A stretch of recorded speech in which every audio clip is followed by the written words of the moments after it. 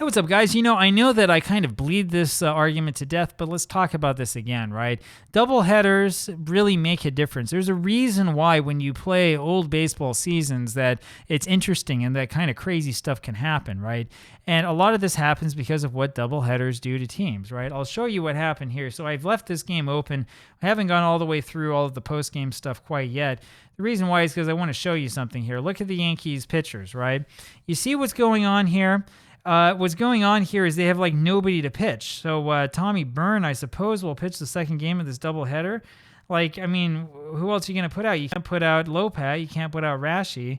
You're not going to put out Sanford because they just pitched. All three of them are tired. Marshall just started, and of course we weren't going to start Page. Page is kind of the relief man. So it's either Spec Shea or Tommy Byrne. And then the problem is, do the Yankees play on the 6th? I haven't even checked the schedule yet, so you have to look ahead and sort of see what happens.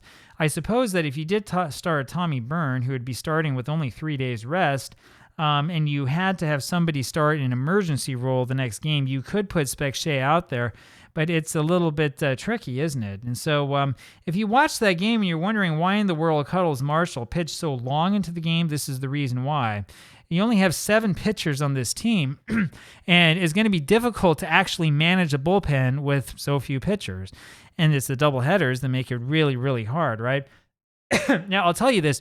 If you've never done a replay before and you're kind of wondering what's really going on here, like when I was a kid, I would play APBA. I would play in my room, with whatever, the 1955 Dodgers or whatever.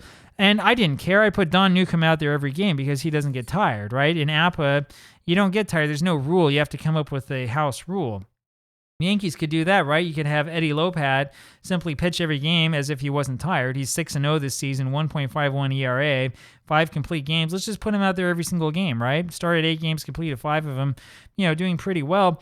There's a problem with that. The problem with it is that that's not realistic, right?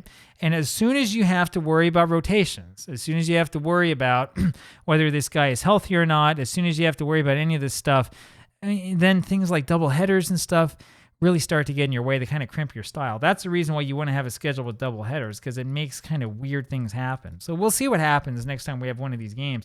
Now, the Browns, apologies, the Browns don't quite have the same problem. There are a couple of guys they can choose from. We'll probably, for the next game, we'll probably end up starting Bill Kennedy, right? And he's got plenty of rest. He's actually been pitching pretty well. We chose Red Embry this time around knowing that his ERA wasn't that great because we had to have somebody pitch. And I thought, yeah, okay, we'll have Kennedy pitch the nightcap. Barring him, though, you could have put in APBA. And then you have a couple of guys who can pitch in relief. It's not quite as bad with this team as it was with the Yankees, but still, all of the best laid plans of men start to fall apart when you come up to double headers. It's those twin bills that fans love so much that really create problems for not just the players, but especially for the poor manager who's got to figure out who he's going to start, because you have to have 2 starters, right?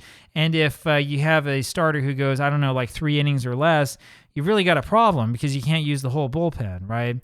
Anyway, there you go. It's a pretty simple concept and simple video, but yeah, this is one of the reasons why I always recommend having as many double headers as you can get. You don't want to overburden yourself with double headers because that can cause other weird problems to take place. But it's interesting when you have them. It's interesting to have 1 or 2, especially for these seasons where teams might only have 6 or 7 pitchers on the roster or less, right? Because it gives you a problem when you're trying to manage them. Who's going to start the next game? How do you balance this? How do you make sure that you have, the right guy out there to pitch? So I'm interested in knowing what you do. What do you do with double headers when you come across them? How do you balance the rotation? How do you make sure that everybody has a good and equal chance and that you're not favoring one team over another? Let me know down below what you think, and we'll start the conversation. Talk to you later. Bye.